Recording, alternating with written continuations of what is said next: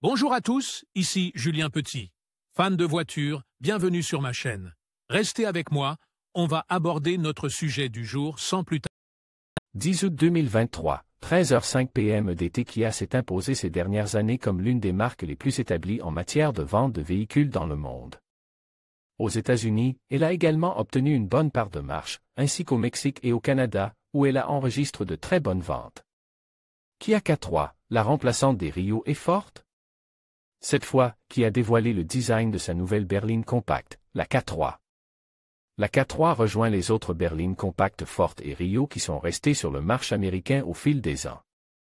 Bien que dans certaines parties du monde, la Forte ait été rebaptisée K3, la marque n'a pas confirmé que ces deux voitures seraient remplacées par la K3 en Amérique du Nord. Ce nouveau véhicule peut être positionné entre la Rio et la Forte en termes de taille. La K3 mesure 178,9 pouces de long, ce qui la rend plus grande que la Rio mais plus petite que la Forte, et 19,2 pieds cubes plus large que les deux autres modèles. Par rapport à la K5, la K3 présente des caractéristiques extérieures similaires.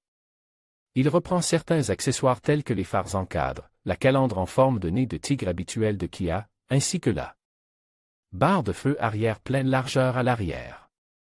En outre, cette K3 a un style que beaucoup pourraient considérer comme « fastback ». La Kia K3 sera disponible en 3 versions parmi les versions de la K3, la version GT Line offre une apparence plus sportive et plus agressive avec une face avant dotée de prises d'air plus grandes, de jantes de 17 et d'une double sortie d'échappement.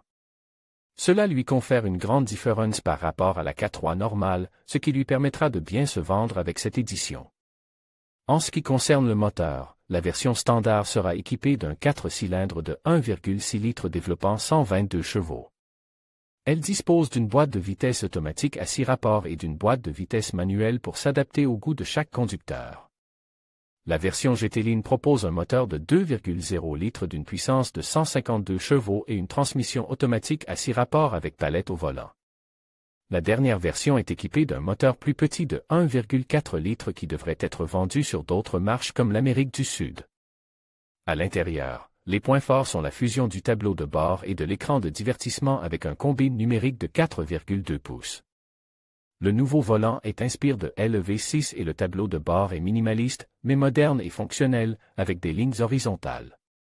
L'écran central est un écran tactile haute résolution pouvant atteindre 10,25 pouces et dote des fonctionnalités sans fil Apple CarPlay et Android Auto. Jusqu'à 2 appareils peuvent également être appareillés simultanément via Bluetooth. Il offre plusieurs ports USB Type-C pour les passagers avant et arrière. Parmi les autres atouts de l'intérieur, citons la climatisation automatique B-Zone à écran tactile, le combine d'instruments numériques et l'éclairage d'ambiance personnalisable offrant jusqu'à 64 couleurs différentes. En outre, les passagers arrière bénéficient de bouches d'aération dédiées pour améliorer la température à l'arrière de la voiture. En matière de sécurité, le K3 est équipé de série de 6 airbags, d'un système de freinage ABS et d'un programme de stabilité électronique ESC.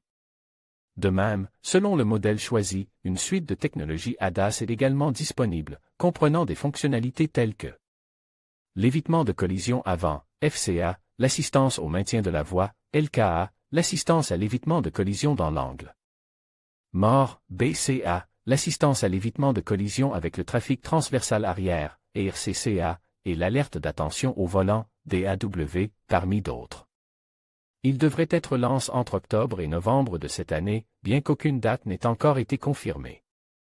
En ce qui concerne le prix, la société annonce que chaque pays révélerait le prix quelques jours avant la mise en vente.